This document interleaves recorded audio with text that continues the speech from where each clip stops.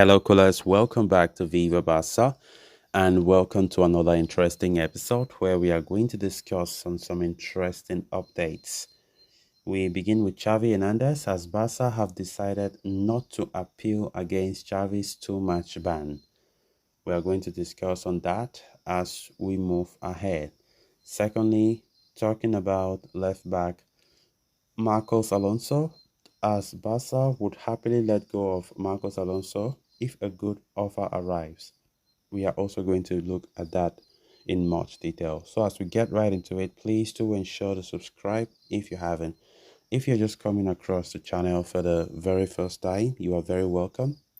Consider liking the video and please watch it right up to the very end.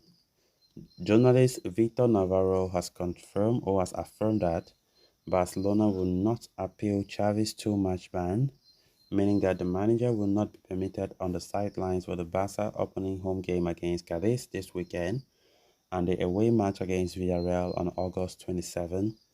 The Barca manager, along with Rafinha, was punished this Wednesday with a two-match ban for the incident that happened in the opening La Liga game against Getafe. Xavi's red card incident happened after Rafinha received his marching orders for hitting an opponent with an air ball on his head.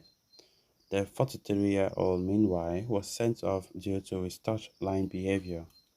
With 20 minutes left in the game, the manager got into an argument with the fourth official over a refereeing decision. Referee Cesar Soto Grado said in his match report that he had already warned Xavi of his behavior and his squabble with the fourth official was the final roll of the dice. Xavi's punishment was ruled based on Article 127, which states that protest to the main referee, the assistants, or the fourth referee, as long as it does not constitute a more serious offense, will be sanctioned with a suspension of 2 to 3 games or for a period for up to 1 month. In an excerpt that was submitted by the official, it was said that Barcelona manager Xavi was sent off for leaving his technical area with his arms raised towards the zone on my fourth referee, protesting unsustainably one of my decisions having been previously warned by my fourth referee. Once expelled, he stayed at the mouth of the changing room tunnel, having to be warned by the field delegate for his eviction. It was expected that Barcelona would make an appeal against the decision, but as it turns out, they have decided not to.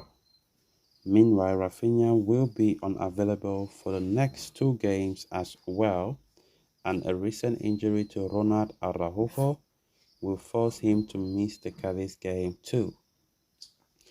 Of course, the game against Getafe was a terrible game for us to start La Liga. Well, the first game of La Liga started very badly for us. We failed to win the game, and not just that, we got some very crazy exits in terms of red cards. Rafinha left and will be banned for 2 games as Xavi, and of course, it just made the season start in a very terrible way for us. And heading into the 2 games without Xavi on the touchline is going to be a very disturbing something because now his assistant will be the one to take charge while receiving orders from the boss. Of course, we saw Xavi very furious on the night against Getafe.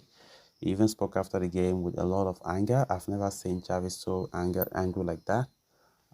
Blasting the match officials, in fact, just blasting the whole Spanish refereeing and the Spanish league that they need to change the way they portray themselves to the international society. They need to change because decisions are always so bad. And of course, we know that Xavi is somebody who likes complaining a lot.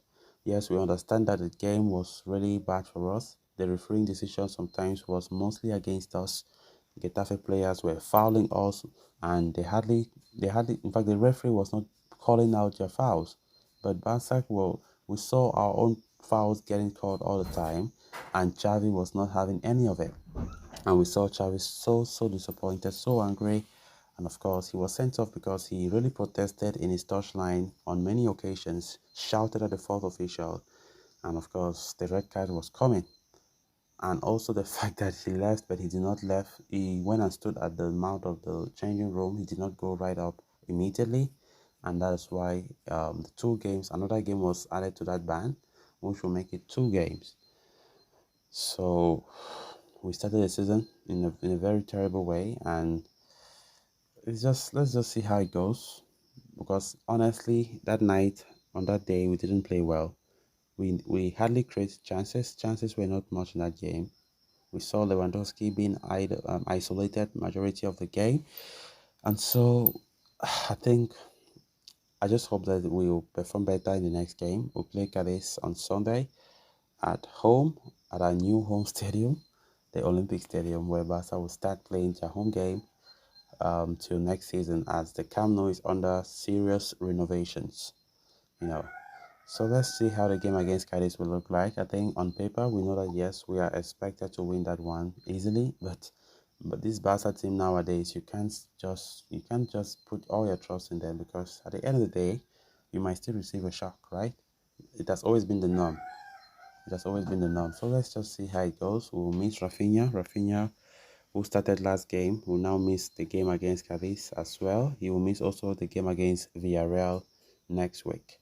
So let's just see how we can cope with the ones that we have at our disposal. Then on to the next story of discussion. Marcos Alonso has been at Barcelona for just a year, but is already staring at an uncertain future at the club. The Spanish left back arrived at the club last summer, signing for free after terminating his Chelsea contract. The veteran defender enjoyed the faith of manager Xavi Hernandez during the last season and featured 37 times across all competitions, even scoring 3 goals. However, Paul Barlos of The Athletic is now reporting that Barca would happily let go of Alonso if a good offer were to come in for the 32-year-old Spaniard.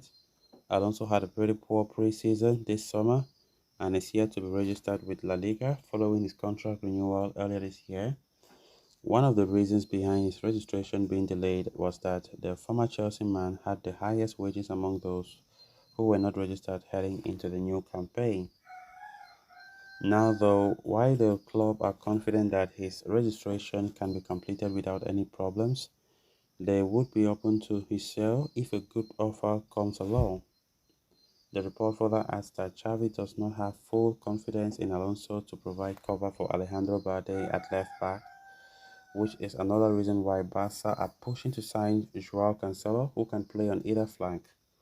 When asked about Alonso's future ahead of the Getafe game, Xavi said, "I can say the same to you as I did with Ansu or with everyone else. There is a market until 31st of August and everything is open. Anything can happen." So guys, with that, we have come to an end of this episode. Thanks a lot for watching. Until next time. Bye-bye.